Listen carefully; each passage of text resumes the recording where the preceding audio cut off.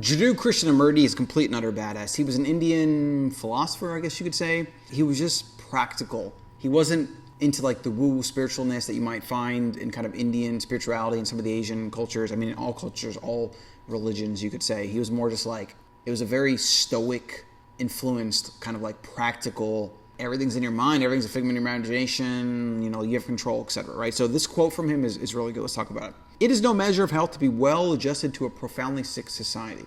He was also very against collectivism. He thought society was sick and to conform to it was sick. And I think the same thing. Now, if you look at the modern environment, the modern world, modern humans, they're the richest ever in recorded history. They're getting sicker and more discontent, more unhappy than ever in recorded history. Now, there's correlations there.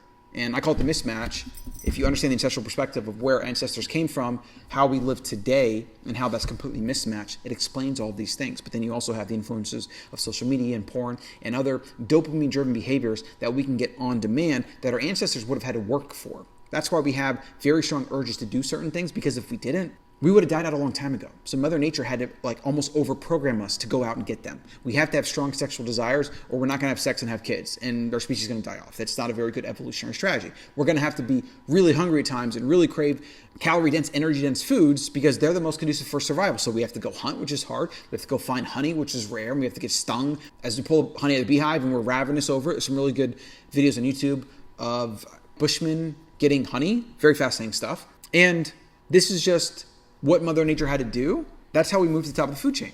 Small groups, hunter-gatherers, certain desires and urges, things like dopamine and serotonin and hormones that kind of keep us doing certain things, keep us going to sleep, keep us waking up, etc. And in a modern environment, we can short-circuit all of these things because we can push buttons. We used to have to just go out and do shit and earn. That's that proof of work. That's that duality.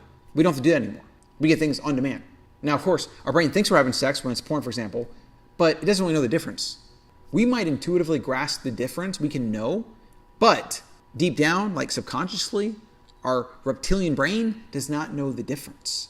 And so what that does is, if you're a single dude, for example, and I'm sure females too, but if you're a single dude and you're just watching porn all the time or addicted to porn, then you're not going to have the same motivation to go out and do the hard work of finding a mate. And in the modern environment, it's really freaking hard. It's way harder. It's not like you just had a small group and you picked from whoever's around you like you might have done in a hunter-gatherer sense. Now there's millions of strangers out there, and even talking to one can be a nerve-wracking experience. So why do it?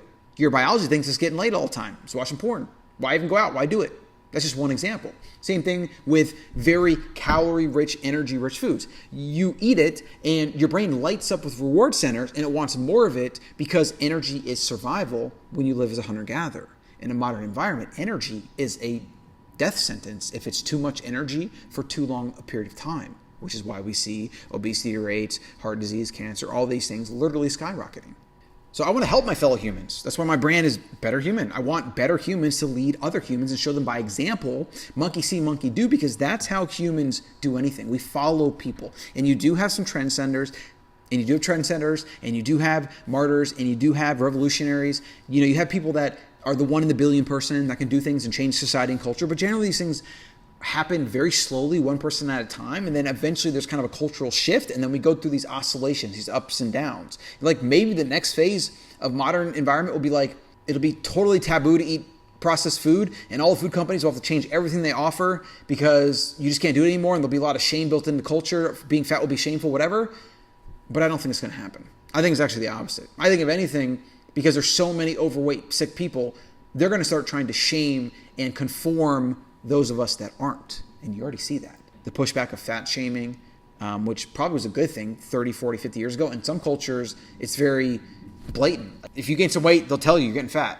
And in reality, they're doing you a favor.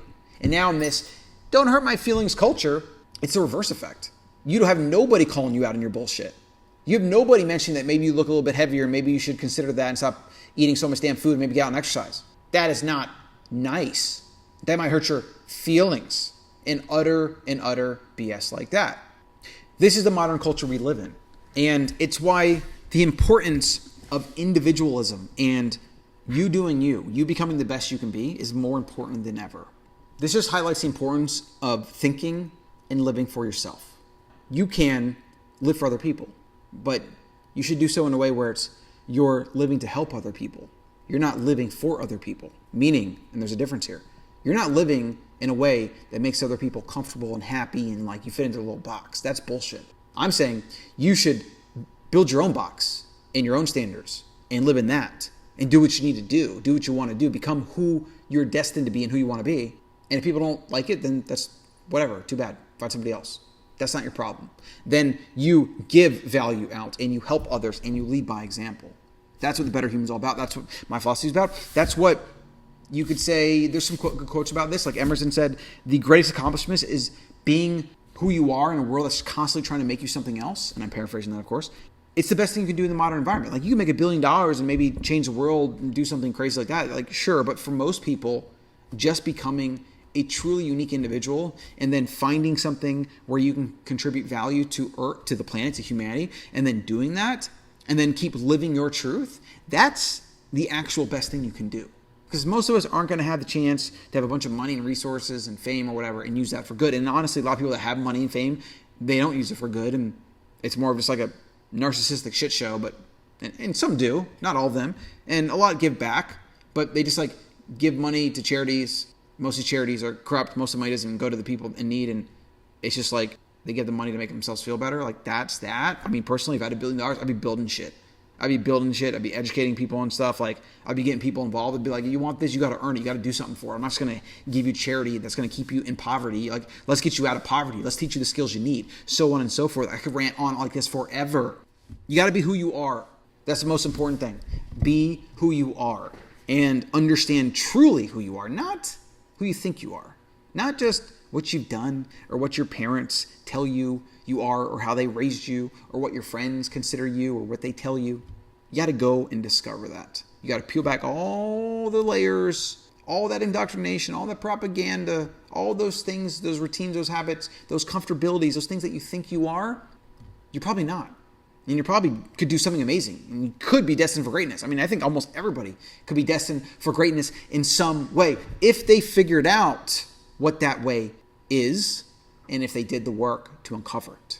It doesn't show up. Nobody's going to tell you. Nobody's going to give it to you. There's not going to be a book, a coach, a course, or some magic question you ask some famous person. That's all a facade. It's all bullshit. Generally, it's bullshit because their advice is based on them. What you need comes from inside. Your best advice comes from you. You got to go figure it out, though, because that inner voice is buried underneath mountains of shit.